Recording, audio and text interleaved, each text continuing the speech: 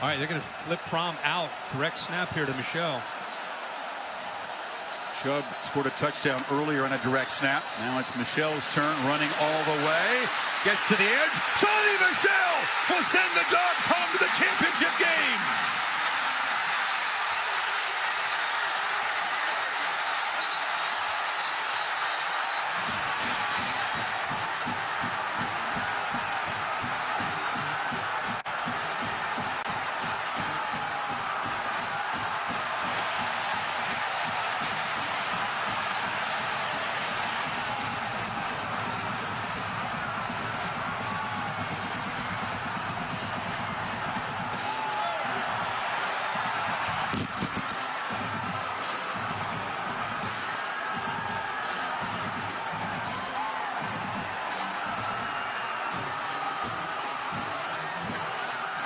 Just like that, the Sooners season ends, and the Dogs can dream big about a national championship.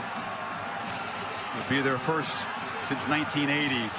Sony Michel, 4 touchdowns to offset a crucial fumble. But the final word in the highest scoring Rose Bowl ever and its first overtime ever to Maria Taylor. All right, Coach. Your third blocked field goal of the season results in your team going to a national championship game. How do you describe the way this game ended? What a game. What an atmosphere. You know, my heart goes out to the Oklahoma team because these guys played their tail off, and so did ours. Nobody ever quit. Everybody fought hard. So proud of these kids and seniors, man. I mean, they never quit. Let's talk about those seniors. Lorenzo Carter, he gets the blocked field goal, and then you put it in the hands of a senior running back. I mean, what does it mean? These guys came back for this moment, Coach. Impressive. Character, integrity, proud of them, man. This is a great university, and these kids fought their tail off. In your second year as the head coach at your alma mater, you're taking them to a national championship. Let that soak in and tell me what it means to you. Go Dogs. Hey, for you too, girl. Thanks, Coach. Appreciate it. Tom, we go over to you. Maria, thank you very much. Jake Fromm and Roquan. Let me start with you. You tell me this. Everything's a first for a true freshman. Your first ever Rose Bowl, the first playoff game to go to an overtime.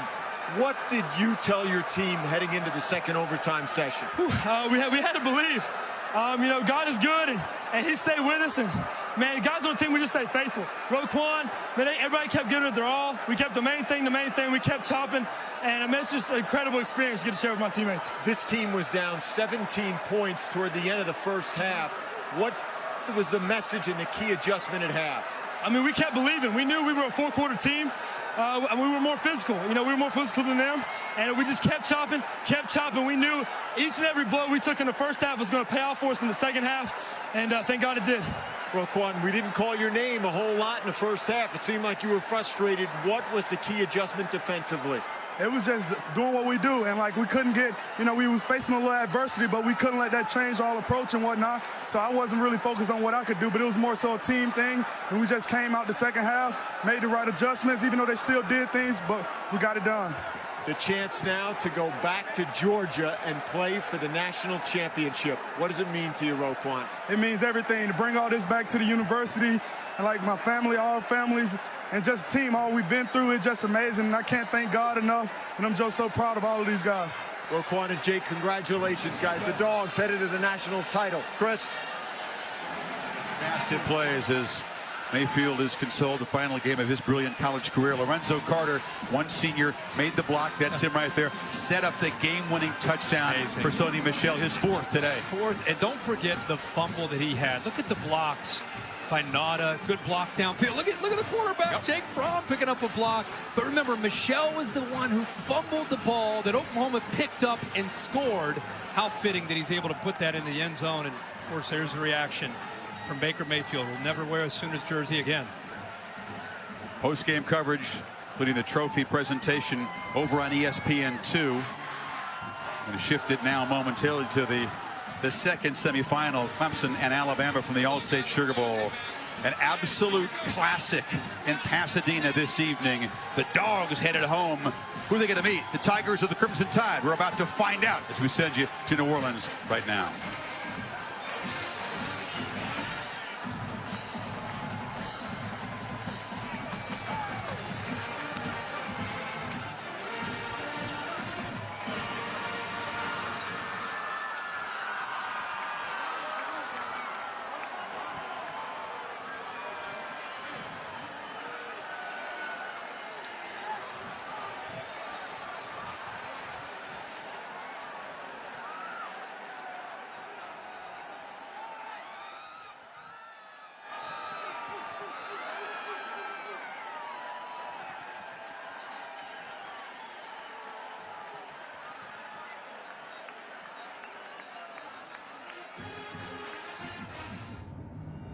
Welcome to the Ford Escape postgame.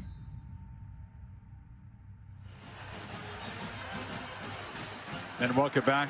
Our post-game coverage on ESPN2. Chris Fowler and Kirk Herbstreit.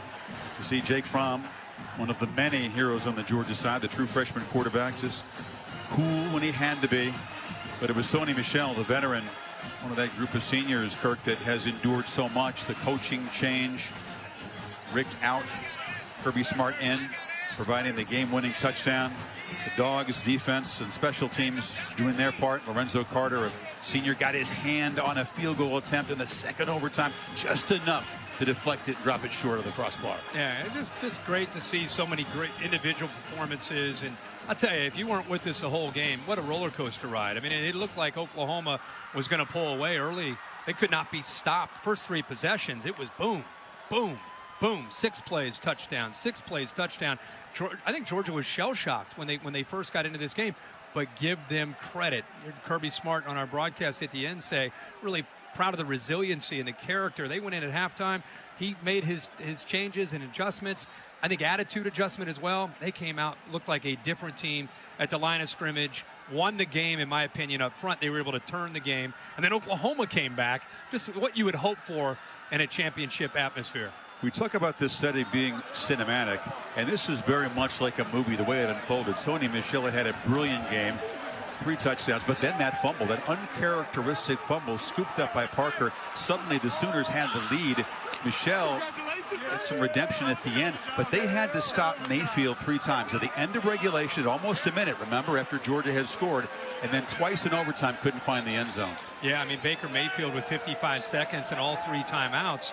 They take that kickoff after Georgia tied the game, and you're thinking, okay, this is who Baker Mayfield is. This is who this offense is. With 55 seconds, 3 timeouts, you're probably going to see them have a chance to move the ball down the field and get a chance to win in the last-second field goal. And, again, to Georgia's credit, they got him off the field, got it into overtime, and found a way to win it. Well, Georgia hopes there'll be a even better trophy presentation a week from tonight, about 50 miles from their campus in the Mercedes-Benz Stadium. But there is a trophy to be presented here at the Rose Bowl. The 104th edition of the granddaddy of them all. Never had more points scored in a Rose Bowl game. Never had an overtime played until today, and rarely have we seen drama like this on this classic field. Reese Davis on the field with a trophy presentation to the victorious Bulldogs. Reese. And now, ladies and gentlemen, please direct your attention to the field and welcome ESPN's Reese Davis. How about that? Was that fun or what? Congratulations to both teams, and especially to the Rose Bowl champion Georgia Bulldogs. We want to thank Northwestern Mutual for their continued support of college football. And now to present the Leishman Trophy, here is the president of the 2018 Tournament of Roses, Lance Tibbett. Lance. On behalf of the Rose Bowl game presented by Northwestern Mutual and the College Football Playoff, congratulations on winning the 104th Rose Bowl. I'm pleased to present the Leishman Trophy to Coach Smart and the Georgia Bulldogs.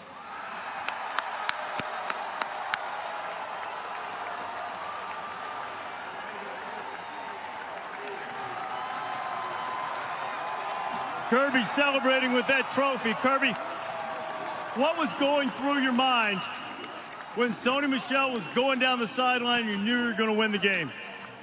That these kids believe, they never stop chopping wood, and they just keep the main thing, baby. What changed with your defense, particularly in the second half? First half, you give up 31 points, more points than you've allowed in a game all season. Yet in the second half, your defense was ferocious. I think we got settled down some. They did a really nice job. I mean, I got to give Oklahoma a lot of credit. Baker Mayfield's one of the best players that we've ever gone against. And our kids settled down, played a little better, but our offense had our back and our special teams had our back, and we just kept chopping. Are you ready for a near home game for the national championship? Really excited for a home game. I do want to say this. I want to thank the Tournament of Roses people. President Moorhead, Athletic Director Greg McGarity have done a tremendous job helping this program. And that fan base back there is the real deal. Kirby, congratulations. We've got some awards for your players, too. The offensive player of the game, Sony Michel. Sony, congratulations.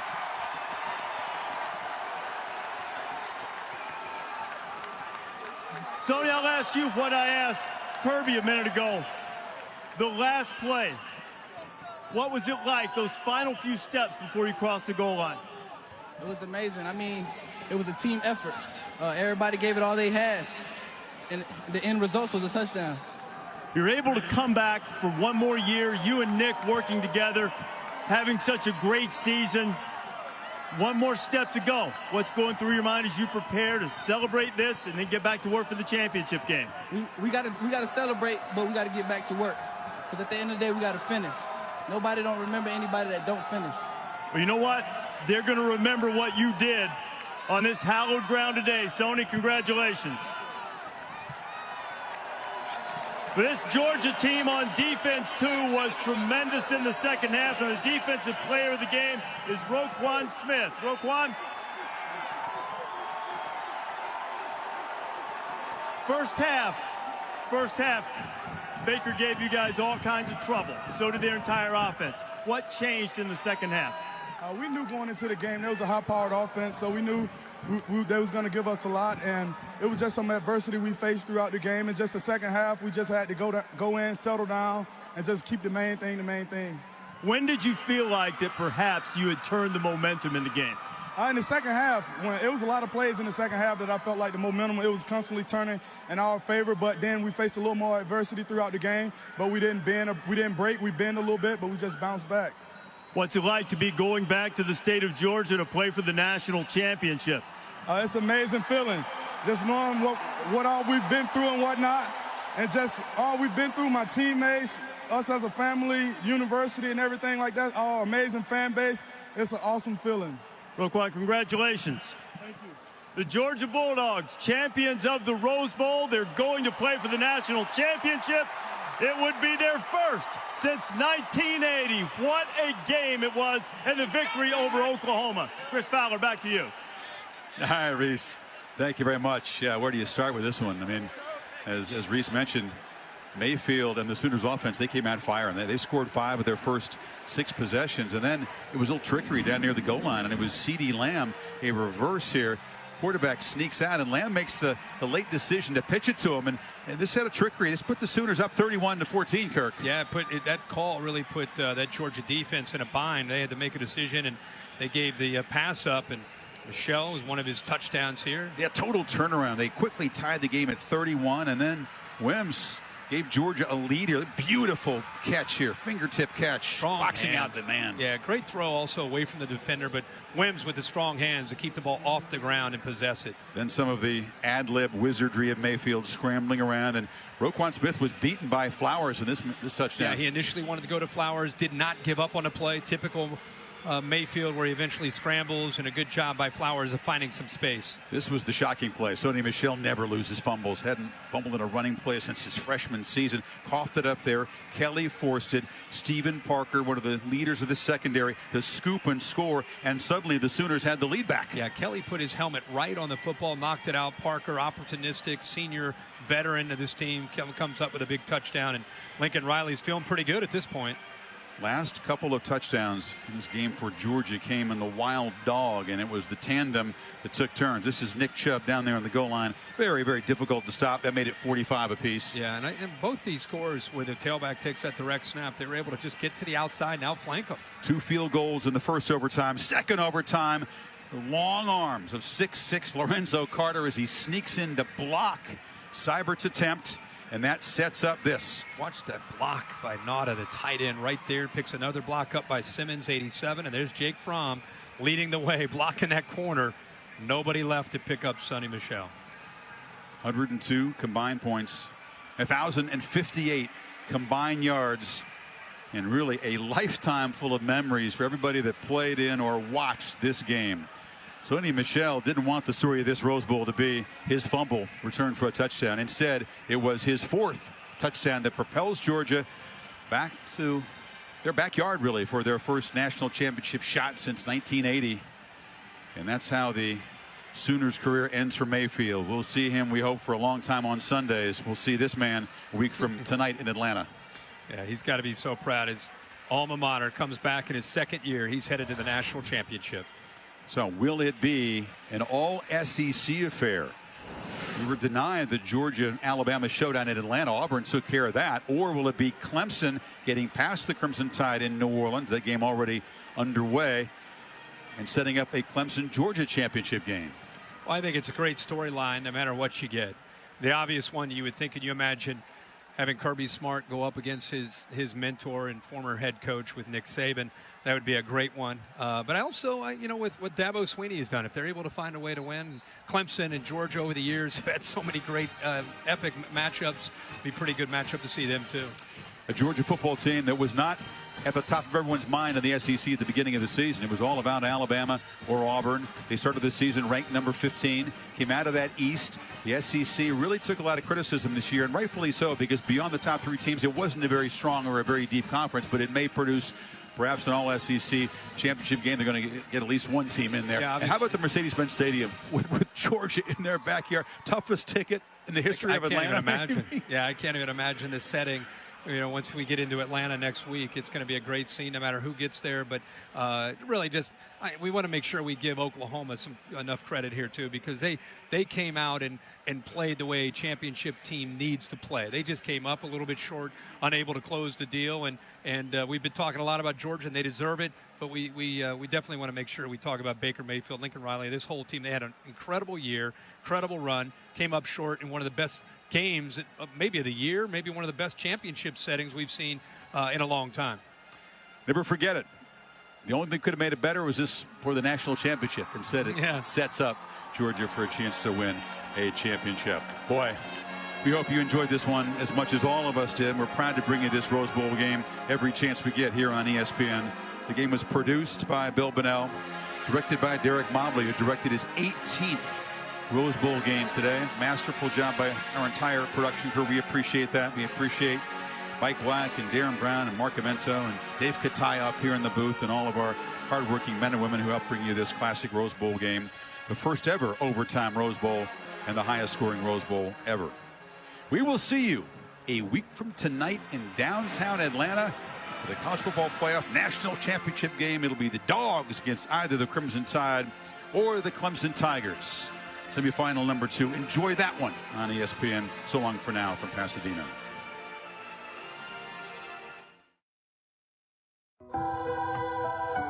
A setting that is as cinematic as any in sport. The playoff semifinal, Rose Bowl number 104. Touchdown! The Sooners strike quickly. The Dogs answer. Rodney Anderson headed for the end zone. It's a reverse. Mayfield catches a touchdown pass. Jump not down yet. Churning and chugging to the end zone. The Dogs defense slicing up. Starting to feel like it could be a game of momentum swings. Sony Michel barrels down into the end zone. Wins gives the Dogs the lead. Mayfield from the pocket. Flips into the end zone. Touchdown. This is fun, folks. Michel and Hitter loses the ball. It's out. The Sooners have it. A scoop and score. Chubb cuts back and scores. First ever overtime in the history of the Rose Bowl. Sony Michel